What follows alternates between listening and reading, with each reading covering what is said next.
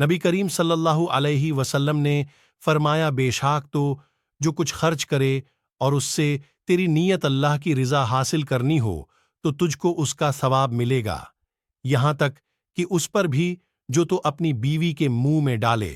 نبی کریم صلی اللہ علیہ وسلم سے میں نے نماز قائم کرنے اور زکوٰۃ ادا کرنے اور ہر مسلمان کی خیر خواہی کرنے پر بیعت کی۔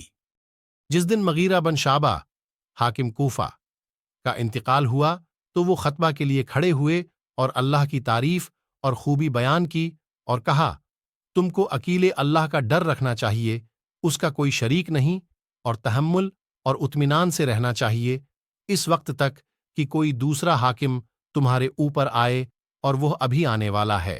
پھر فرمایا کہ اپنے مرنے والے حاکم کے لیے دعائے مغفرت کرو، کیونکہ وہ مغیرہ بھی معافی کو پسند کرتا تھا۔ پھر کہا کہ اس کے بعد تم کو معلوم ہونا چاہیے کہ میں ایک دفعہ نبی کریم صلی اللہ علیہ وسلم کے پاس آیا اور میں نے عرض کیا کہ میں آپ سے اسلام پر بیعت کرتا ہوں۔ آپ صلی اللہ علیہ وسلم نے مجھ سے ہر مسلمان کی خیر خواہی کے لیے شرط کی، پس میں نے اس شرط پر آپ سے بیعت کر لی۔ پس اس مسجد کے رب کی قسم کہ میں تمہارا خیر خواہ ہوں۔ پھر استغفار کیا اور منبر سے اتر آئے۔